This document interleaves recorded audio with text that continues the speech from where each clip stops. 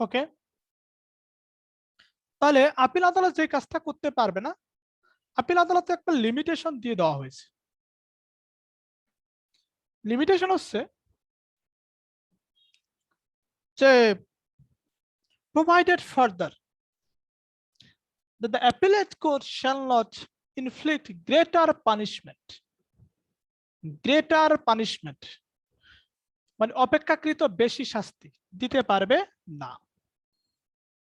যেই অফেন্সের জন্য যেই শাস্তি তার কম বা সেই শাস্তি দিতে হবে, তার বেশি শাস্তি দিতে পারবে না। মনে করেন একটা মামলার আপিল তার কাছে আসলো, তখন অ্যাপিলেট কোর্ট সেই অপরাধের জন্য যেই শাস্তির কথা বলা আছে, ধরেন সেই অপরাধের জন্য শাস্তি আছে 7 বছর, তখন আপিল কোর্ট এবং যে বিচারিক আদালত, সে বিচারিক আদালত তাকে শাস্তি দিছে 5 বছর, তখন ওই অপর্যাপ্ত দণ্ডটা বাড়ানোর জন্য আপিল কোর্টে গেল, তখন আপিল কোর্টকে সেখানে 8 বছর দিতে পারবে না।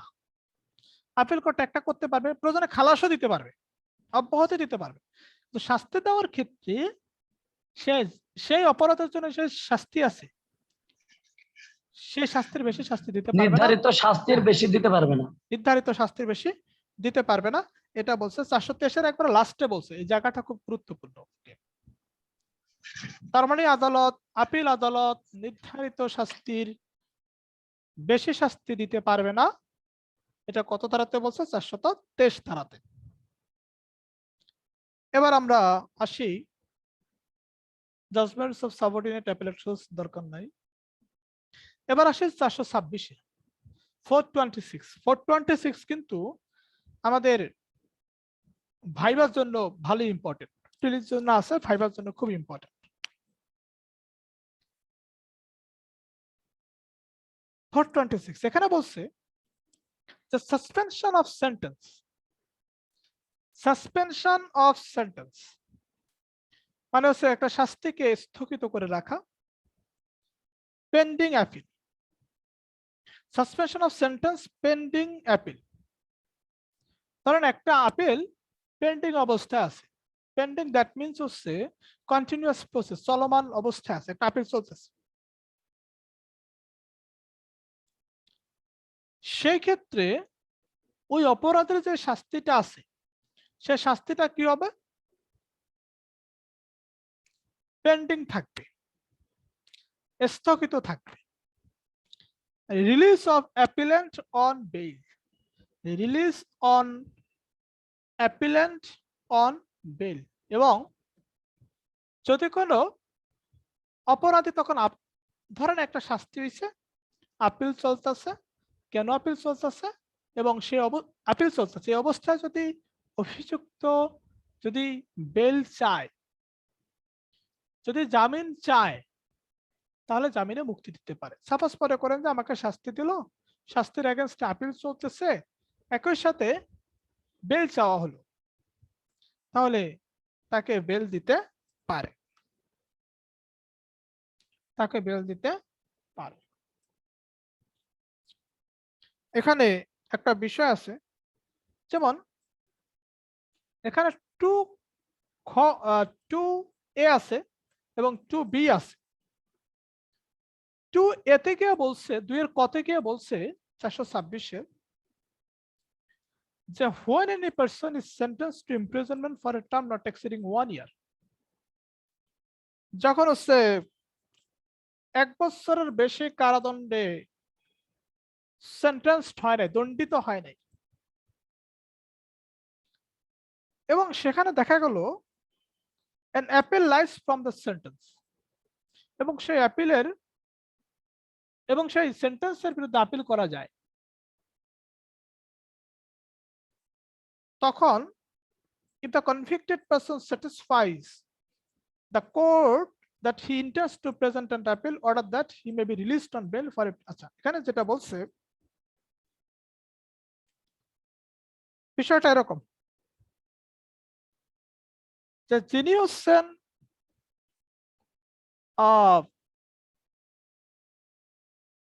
বিচারিক আদালত একটা সেন্টেন্স দিল, সে সেন্টেন্সের পরিমাণ হচ্ছে 1 বছরের কম, 1 বছরের কম। বিচারিক আদালত একটা সেন্টেন্স দিল, শাস্তি দিল, সেই শাস্তির পরিমাণ হচ্ছে 1 বছরের কম।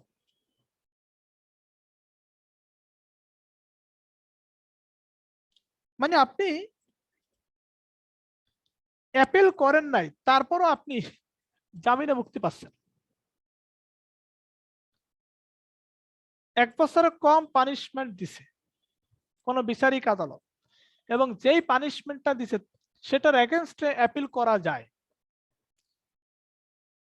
এবং কোর্ট মনে করতেছে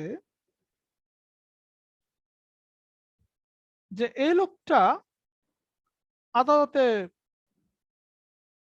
অ্যাপিল করতে পারে। To enable him to present the appeal and obtain the orders of the appellate court under subsection 1, and the sentence of imprisonment shall, so long as he is released on bail, be deemed to be suspended. আচ্ছা, এখানে যেটা বলছে,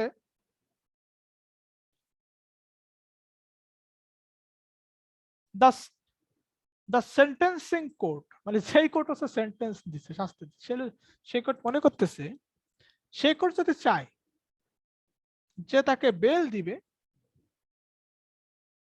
তাহলে আসামিকে bell দিতে পারবে। ধরেন কোন একটা অপরাধ আমাকে শাস্তি দেওয়া হলো, শাস্তির পরিমাণ হচ্ছে 10 মাস, 11 মাস, মানে 1 বছরের কম, এবং যে সেন্টেন্সটা দিল এটার এগেইনস্টে অ্যাপিল করা যায়। কোর্ট মোটামুটি ভাবে বুঝে ফেলছে যে এটার বিরুদ্ধে আপিল যাবে, তখন সেই কোর্টের কাছে যদি জামিন চাওয়া হয় তাহলে সেই কোর্ট জামিন দিতে পারবে, মানে বিচারক আদালতও জামিন দিতে পারে। এটা হচ্ছে 426(2)(a), 426 2 এর কম। এবার হাইকোর্ট ডিভিশন কি করতে পারে দেখেন,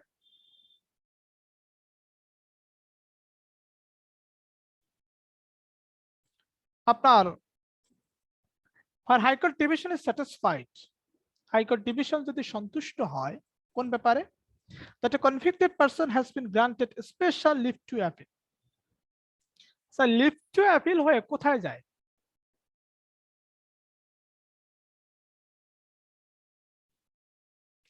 লিভ টু অ্যাপিল হয়ে কোথায় যায়? লিভ টু অ্যাপিল কোন ক্ষেত্রে প্রযোজ্য? লিভ টু অ্যাপিল হয়ে যায় হচ্ছে কোথায়, মানে অনুমতি সাপেক্ষে আপিল, এটা কোথায় যায়? এটা যায় সুপ্রিম কোর্টের আপিল বিভাগে, সুপ্রিম কোর্টের আপিল বিভাগে যায়। তা হাইকোর্ট দেখতেছে যে অপরাধীকে যে অপরাধের জন্য শাস্তি দেওয়া হয়েছে সেই অপরাধের বিরুদ্ধে স্পেশাল লিভ টু অ্যাপিল আছে, স্পেশাল লিভ টু অ্যাপিল অর্থাৎ বিশেষ অনুমতি সাপেক্ষে আপিল আছে। মানে বিশেষ হয় না তো, মানে অনুমতি সাপেক্ষে আপিল করার বিশেষ রুল আছে, স্পেশাল রুল আছে। সেক্ষেত্রে মানে কোন শাস্তির বিরুদ্ধে against any sentence which it has imposed or maintained, it may if it so thinks fit order the pending the appeal, the sentence or order appealed against the suspended also in the said person is in confinement that he be released on bail। এখানে যেটা বলছে এটা হলো section 426(2)(b), 426(2)(b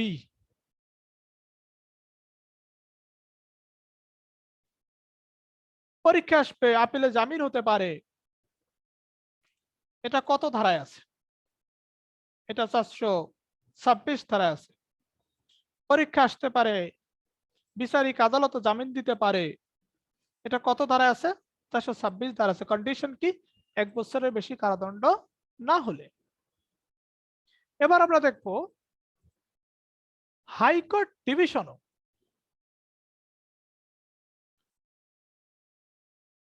আপিলে জামিন দিতে পারে। কোন ক্ষেত্রে? জামিনে মুক্তি দিতে পারে, release on bail. High court division যদি দেখে তাকে যে শাস্তি দেওয়া হয়েছে সেই শাস্তির এগেইনস্টে লিভ টু অ্যাপিল করার সুযোগ আছে। অনুমতি সাপেক্ষে আপিল করার সুযোগ আছে, অর্থাৎ বসের কাছে যাওয়ার সুযোগ আছে। তার আগে সে কি করবে? তার আগেই হাইকোর্ট ডিভিশন আপিল পেন্ডিং থাকা অবস্থায়, আপিল চলমান থাকা অবস্থায় তাকে যেই সেন্টেন্স দেওয়া হয়েছে সে সেন্টেন্সটাকে পেন্ডিং করে দিতে পারে, তাকে যে শাস্তি দেওয়া হয়েছে সে শাস্তিকে স্থগিত করে দিতে পারে, এবং একই সাথে কি করতে পারে? অ্যাকিউজডকে বেইলে রিলিজ দিতে পারে, অ্যাকিউজডকে জামিনে মুক্তি দিতে পারে। এটা হচ্ছে 426(2)(b). 426(2)(b) এটাকে বুঝছেন? মানে দেখেন, হাইকোর্ট ডিভিশন যখন দেখতেছে যে সেন্টেন্সটা এমন ভাবে দেওয়া হয়েছে যার আপিলটা হাইকোর্ট ডিভিশন এখনো চলতেছে, হাইকোর্ট ডিভিশনের কোন সিদ্ধান্ত হলে বা না হলেও অ্যাকিউজড কি করতে পারে? হাইকোর্ট ডিভিশন থেকে তুলে গ্রান্ট টু লিভের মাধ্যমে, কোথায় গ্রান্ট লিভ টু অ্যাপিলের মাধ্যমে আপিল বিভাগে চলে যেতে পারে। তাহলে হাইকোর্ট ডিভিশনটা থাকলো। এই অবস্থায় এবং সেন্টেন্সের ধরনটা, শাস্তির ধরনটা এরকমই। এই অবস্থায় হাইকোর্ট ডিভিশন কি করতে পারে? হাইকোর্ট ডিভিশন ওই ব্যক্তিকে, ওই অ্যাকিউজডকে যে পরিমাণ শাস্তি দেওয়া আছে সেই শাস্তিটাকে পেন্ডিং করে দিতে পারে, স্থগিত করে দিতে পারে, এবং বা কি করতে পারে? The accused জামিন may be, দিতে পারে। হ্যাঁ, the accused may be released on bail, তাকে জামিন দিতে পারে, জামিনে মুক্তি দিতে পারে। এবার আমরা চলে আসি 427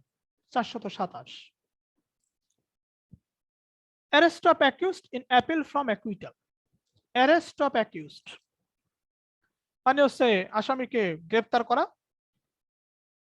ইন অ্যাপিল, অ্যাপিলে, ফ্রম অ্যাকুইটাল। এখানে যেটা বলছে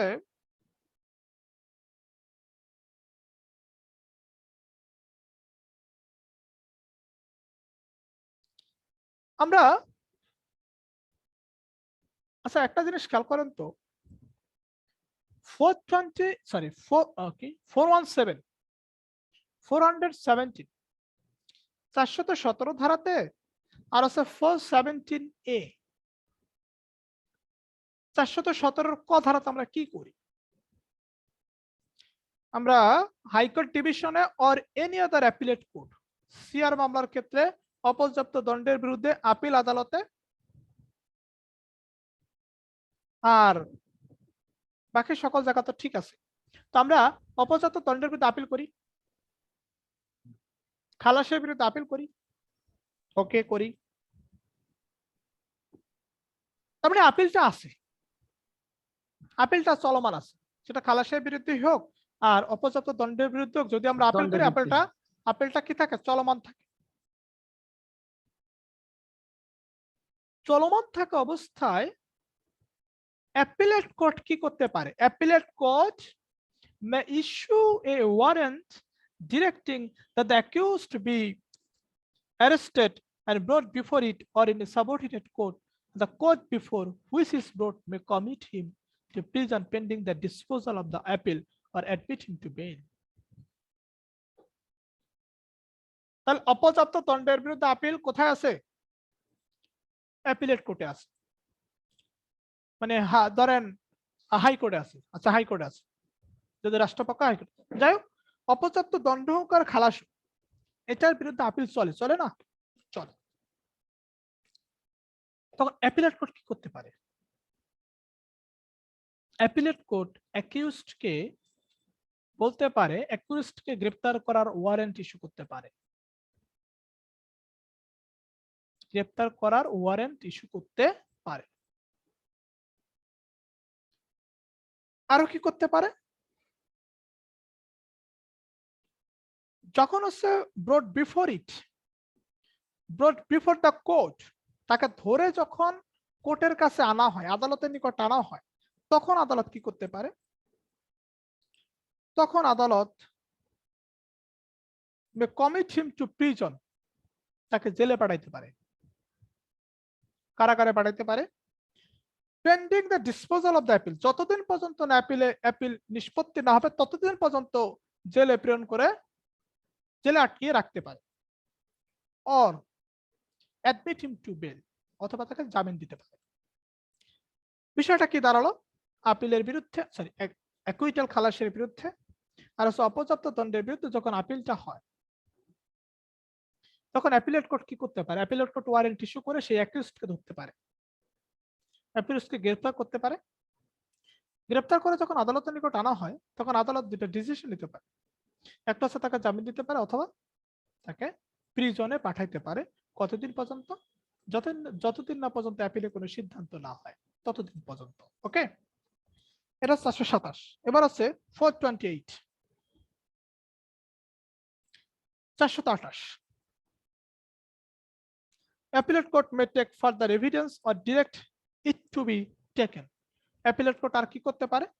Appellate court হচ্ছে ফার্দার এভিডেন্স, মানে অতিরিক্ত সাক্ষ্য গ্রহণ, বা অতিরিক্ত না, সরি, এটাকে বলা যায় যেই সাক্ষ্যটা গ্রহণ করা হয়েছে আরো কিছু সাক্ষ্য পাওয়া গেলে সেটা টেক গ্রহণ করতে পারে, or direct it to be taken, অথবা মানে অ্যাপিলেট কোর্ট সাক্ষ্য প্রমাণাদি আরো গ্রহণ করতে পারে, অথবা গ্রহণ করার জন্য আদেশ দিতে পারে। গ্রহণ করার জন্য আদেশ কাকে দিবে ভাই? গ্রহণ করার জন্য আদেশ দিবে হচ্ছে মামলা দায়ের করা হয়েছিল সে আদালত, সাবঅর্ডিনেট কোর্টকে, অর্থাৎ হচ্ছে যে আদালত বিচার করছিল সেই আদালত, যে আদালতে মামলা বিচারপূর্বক আপনার ট্রায়াল চলছিল, ট্রায়াল একটা সিদ্ধান্ত হয়েছে, ঠিক না? যেখান থেকে সিদ্ধান্ত হয়ে তার কাছে আসছে সেই কোর্টকে নির্দেশ দিতে পারে।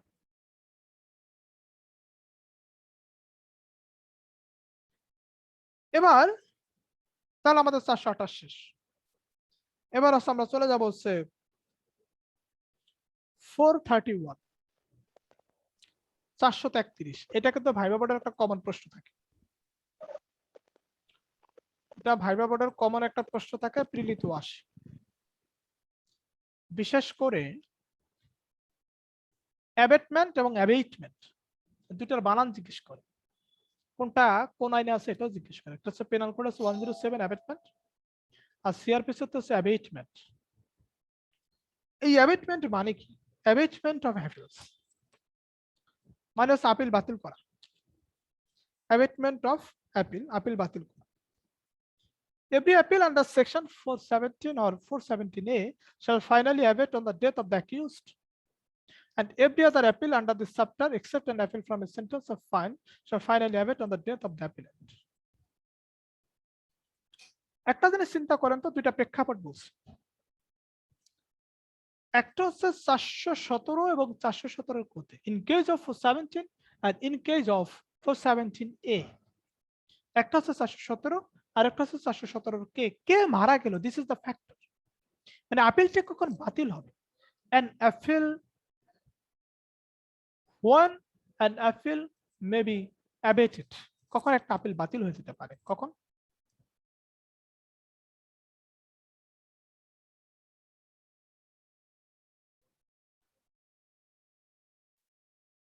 জিআর মামলায়, আচ্ছা জিআর মামলায় শাস্তি পায় কে?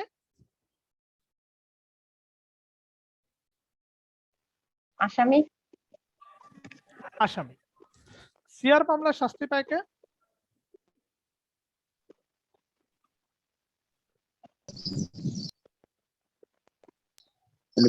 বিবাদী দাদা, অভিযুক্ত ব্যক্তি, অ্যাকিউজড না?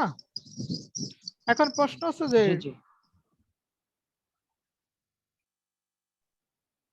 সাপোজ ধরেন অপর্যাপ্ত দণ্ডাদেশের বিরুদ্ধে আপিল দায়ের করে কে? অ্যাপিল তো দুজনেই দেয়। বাদী। শেয়ার মামলার বাদী এবং হলো পাবলিক শেয়ার মামলা দুইজনই Public prosecutor- পারে, অভিযোগকারী করে দাদা। দুইজনই পারে। আচ্ছা,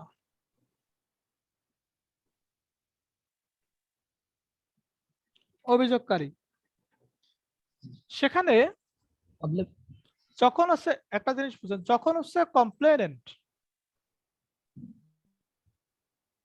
যখন হচ্ছে কমপ্লেনেন্ট অভিযোগকারী আপিল দায়ের করে, দ্যাট মিন্স কি এলোমেলো হয়ে যাচ্ছে। আচ্ছা, যখন হচ্ছে অভিযোগকারী আপিল দায়ের করে,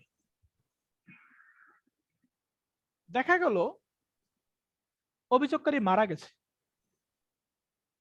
তাহলে মারা গেছে কে? অভিযোগকারী। অভিযোগকারী। তাহলে শাস্তি দেওয়ার জায়গা, যাকে শাস্তি দেবে সে কি বাইসে আছে? না, তাহলে আপিলটা বাতিল হবে না, তাহলে আপিলটা অ্যাবিট হবে না।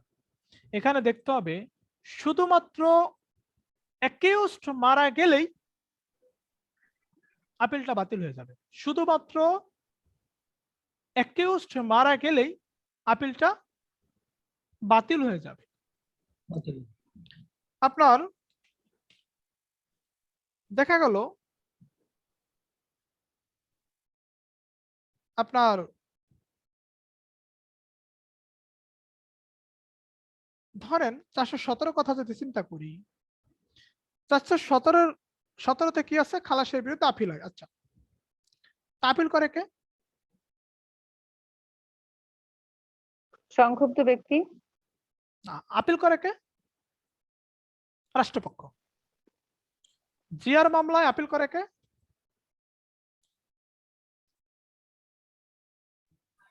জিআর মামলায় রাষ্ট্রপক্ষ, পাবলিক প্রসিকিউটর। দেখা গেল জিআর মামলায় অ্যাকিউজড মারা গেছে, আপিল অবস্থায় আছে, জিআর মামলায় অ্যাকিউজড মারা গেছে। অ্যাকিউজড মানে কি? অভিযুক্ত। যাকে শাস্তি দেওয়া হবে সেই মারা গেছে, সেক্ষেত্রে আপিলটা বাতিল হয়ে যাবে। এবার আসে সিআর মামলায়। সিআর মামলায় যদি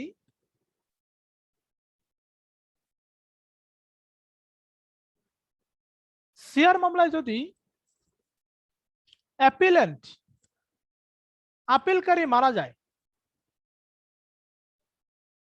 সিআর মামলা আপিল করবে কে? পাবলিক প্রসিকিউটর দাদা বা অভিযোগকারী।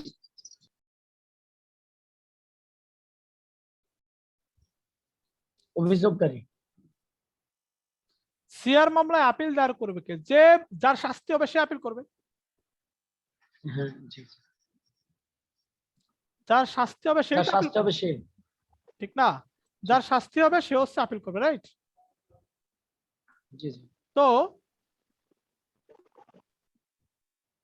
যে আপিল করছে অ্যাপিলেন্ট সে মারা গেছে, আপিলটা থাকবে না, বাতিল হয়ে যাবে। চূড়ান্তভাবে বাতিল হয়ে যাবে, ফাইনালি বাতিল। Finally abate on the death of the appellant. এখানে বিষয়টা হচ্ছে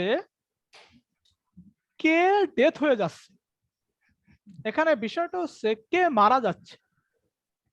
যে শাস্তি হবে সে যদি মারা যায় তাহলে আপিলটা বাতিল হয়ে যাবে, মানে শাস্তি দরকার থাকে না। এখন প্রশ্ন হচ্ছে এখানে অবশ্যই এই বিষয়টা এনে বলছে যে except an appeal from a sentence of fine, except an appeal from a sentence of fine, মানে কোনো ফাইন হইছে, ফাইনের মানে জরিমানা হইছে, জরিমানার এগেইনস্ট আপিল দায়ের করা হইছে। এখন জরিমানার এগেইনস্ট আপিল দায়ের করবে কে ভাই? যার জরিমানা হইছে। জরিমানার এগেইনস্টে আপিল দায়ের করছে কে? যার জরিমানা হয়েছে, যার জরিমানা হয়েছে সে, যার জরিমানা হয়েছে সে। দেখা গেল যে তাহলে সে কি আপিলকারী? এখন এখানে আপিলকারী মারা গেছে, সেক্ষেত্রে কি হবে? সে আপিলটা বাতিল হয়ে যাবে না? অর্থদণ্ডের ক্ষেত্রে আপিল বাতিল হয় না। করতে পারবে এটা, কারণ এটা তার উত্তরসূরিদেরকে ওই আপিল। হ্যাঁ, মানে রিপ্রেজেন্টেটিভ যারা থাকবে তারা। ওকে, তাহলে এটা আমাদের 431 শেষ। এবার আমরা চলে আসি 435। দাদা, হ্যাঁ, আপনি যে ইউটিউবে যে সাজেশন গুলো দিয়েছেন প্রিলির জন্য, ওইগুলো ফলো করব না আপনি যেভাবে পড়িয়ে যাচ্ছেন এগুলো পড়বো? এর মিয়া আমার মধ্যে কি বিষ আছে নাকি? আমি কি সাপ? না, মিলাই দেখলাম যে আবার কয়েকটা তো এখানে বেশি পড়াচ্ছেন মনে হচ্ছে, এটাই তার তো, জন্য বলছি কোনটা ফলো করবো এটাই। এটাই তো টাকা। আচ্ছা দাদা, এত এখানে প্যাচ একটা তো বুঝি না দাদা, পাস করতে হবে সেই কথা বলেন। দাদা দাদা আমরা এখানে টাকা একটা ফাঁকা বুঝি প্রশ্ন না, পাস ছিল, করাই ছোট দিতে হবে। ছোট প্রশ্ন হ্যাঁ, ছিল এত দাদা কিছু এটা। বুঝি না। মানে বিষয়টা কি, বিষয়টা হচ্ছে ওই সাজেশনই ফাইনাল। ওই সাজেশনটা ফলো করলেই হবে। আমরা যেহেতু একটু পড়তাছি, একটু রিল্যাক্সে পড়তাছি, স্লো স্লো আর কি, ওই সাজেশনটাই ফাইনাল। এবং ওখান থেকেই আপনার মনে করেন যে 70-80 মার্কস কমন পাওয়া যাবে, এমন হতে 90 কমন আসতে পারে। মানে ওই সেকশনের বাইরে থেকে প্রশ্ন আসাটা টাফ, এটা হচ্ছে কথা। মানে যিনি প্রশ্ন করবেন তিনি চাইলেও ওই সেকশনের বাইরে গিয়ে প্রশ্ন করতে পারবেন না, যদিও করেন 100টার মধ্যে 5-7টা করতে পারবেন। হিসাবটা বুঝছেন? দাদা ফাইনালি সাজেশন হলো দাদা, যেগুলো পড়ান এগুলোই আপনি সাজেশন, এটাই তো? এগুলোই তো সাজেশন, এগুলি আপনার এই হ্যাঁ হ্যাঁ না রাপু, ওইটাই। আপনার তো ইউটিউব থেকে নোট করার দরকার নাই। জি জি, আমরা এখানে যেটা পড়তেছি আপনি এডি ফলো করেন, দেখবেন তো সবই মিলে যাচ্ছে, সমস্যা নাই তো। এখানে তো বেশি আর ওখানে একটু কম, এই জন্য বলতেছি। কিন্তু ওইটাই পারফেক্ট, ওইটা হচ্ছে এক্সক্লুসিভ। দাদা হ্যাঁ দাদা, হ্যাঁ, ওই যে আপনি যতগুলো সেকশন সেকশন দিয়েছিলেন ইউটিউবে, ওইগুলো কিছু সেকশন ওমিটেড হয়ে গেছে আর কি, ওমিটেড আছে, ওইগুলা নাই এই নতুন বইয়ে। আপনি আপডেটটা দেখছেন? আপডেট এই যে কতগুলো, যে আপডেটটা দেখা গেছে অনেকগুলো সেকশন ওমিটেড আছে। কি কোন? এটা তো আমার, এটা তো মনে হয় এরকম এরকম হতো কথা না।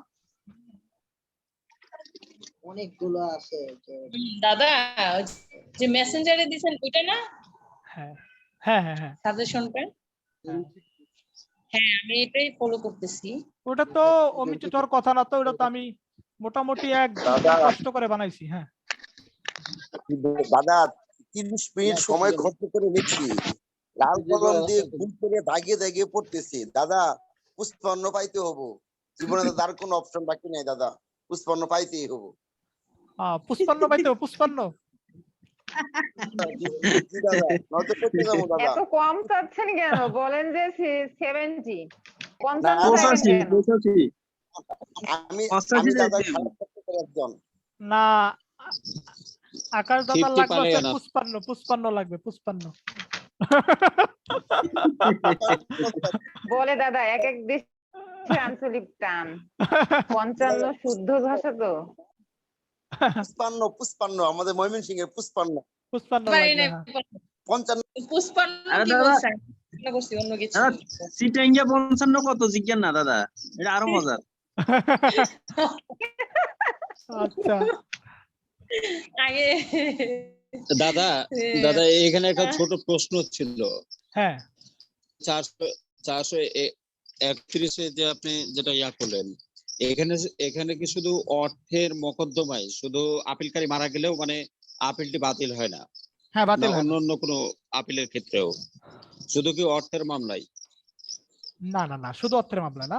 অর্থের মামলা হচ্ছে যে অর্থটা মওকুফ হবে না, মানে অর্থের মামলায় কোন অবস্থাতেই আপনার আপিলটা বাতিল হবে না। এক। 2 নাম্বার পয়েন্ট হচ্ছে অন্যান্য ক্ষেত্রে আপিলকারী আসলে কে এটা দেখতে হবে। আপিলকারী যদি অভিযুক্ত হয়, আচ্ছা নরমালি আপিল করে কে ভাই? নরমালি আপিল করে যাকে শাস্তি দেওয়া হয় সে। জি। আমাকে যদি 5 বছরের জেল দেয়, আমি তো আপিল করবো, স্বাভাবিক না? তো আমি আপিল করছি, আমি মারা গেছি, তখন আর আপিলই চলবে না, কারণ শাস্তি দেওয়ার কোনো লোক থাকে না। কে মারা যাচ্ছে? দাদা ওই দাদা হ্যাঁ দাদা ওটা মনে হয় 260 থেকে দেখছিলাম 240 পর্যন্ত এটা ওমিটেড দেখা গেছিল। এটা আপনি বলছিলেন কিন্তু এই বইয়ে নাই, ওমিটেড লেখা ওই জায়গায়। 204 কেন হবে? 221। 221 টাকা 240। 221 জি, এদিকে মনে হয় যে কোন জায়গায় আমি জানি দেখছি, আমার কেন নাই, ওমিটেড আছে অনেকগুলা সেকশন। আপনি বলছিলেন আর কিন্তু ওই জায়গায় মানে বিষয়টা 211 থেকে 240। বিষয়টা এরকম হতে পারে যে ওই, আচ্ছা ভাই এটা তো একটা ধরেন সিম্পল বিষয়, ধরেন আমি যদি বলি 1 থেকে 50, তাহলে যেগুলো অমিটেড এগুলো বাদ। আপনার এখন 39 নাম্বার ধারা নাই, এটাকে আপনি খুঁজে বের করবেন।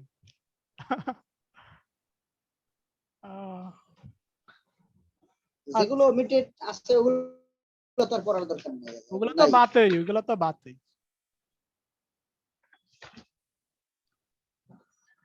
ওকে, আমরা পড়া যাই। এবার হচ্ছে 435 435 435 এ বলছে যে power to call for records of inferior courts.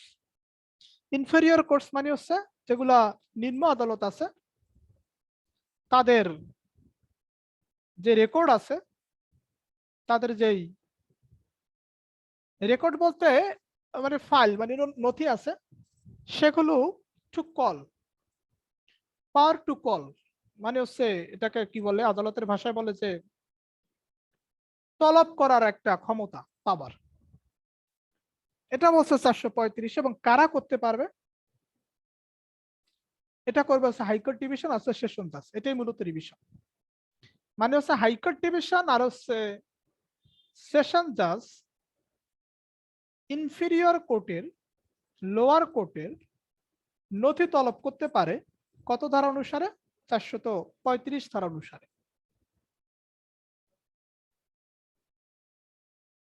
এবার এখান থেকে চলে যান আছে 439 high court divisions powers of revision.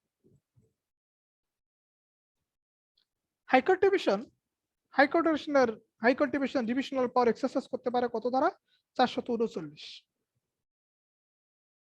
এবং রিভিশনের পাওয়ার এক্সারসাইজ করে হাইকোর্ট ডিভিশন কি ধরনের সিদ্ধান্ত দিতে পারে এটা আমরা দেখি। সেখানে 1 নম্বরে গিয়ে বলছে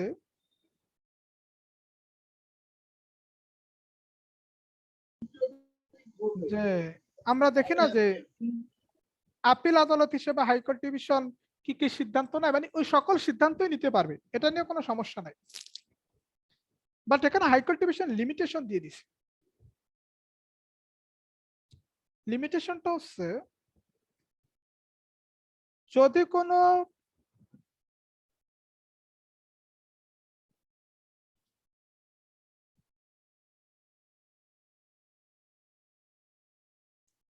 লিমিটেশন হচ্ছে দাদা মানে অ্যাপিলেট কোর্টের মতো সব পারবে, কিন্তু খালাস আদেশের দণ্ডে পরিণত করতে পারবে না।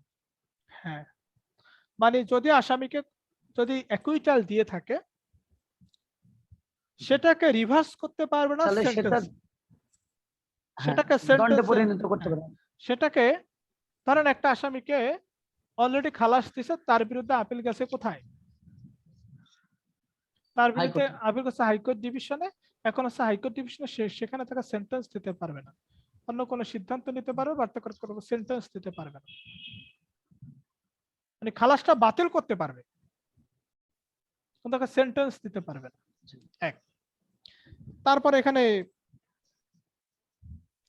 আরো বিষয় আছে। আমরা যদি 4 নম্বর পয়েন্টে যাই, এখানে খুব গুরুত্বপূর্ণ একটা কথা বলছে, nothing in this section shall be deemed to authorize the High Court division to convert a finding of acquittal into one of the conviction or to entertain any proceedings in division with respect to an order made by session judge.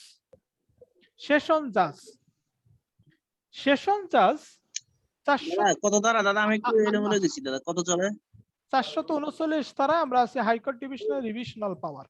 আচ্ছা, আমাদের কেটে যাবে, কেটে গেলে আমরা আবার নতুন করে আসবো। তো এই হাইকোর্ট ডিভিশন রিভিশনাল পাওয়ার এক্সারসাইজ করে 439 ধারায়। ওকে,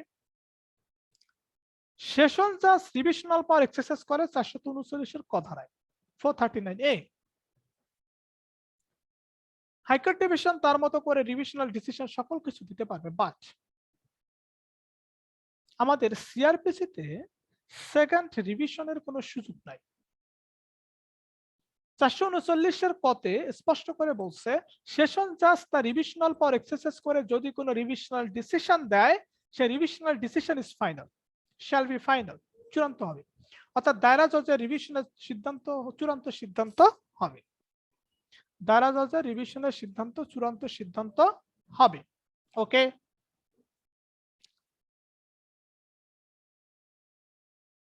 সেখানে হাইকোর্ট ডিভিশন ইন্টারফেয়ার করতে পারবে না। সেখানে হাইকোর্ট ডিভিশন কোনো রিভিশনাল পাওয়ার এক্সারসাইজ করতে পারবে না। এই লিমিটেশনটা দিয়ে দিছে 439-4 অর্থাৎ 439 তো আমরা স্পষ্ট দেখতেই পাই যে দ্য ডিসিশন দ্য রিভিশনাল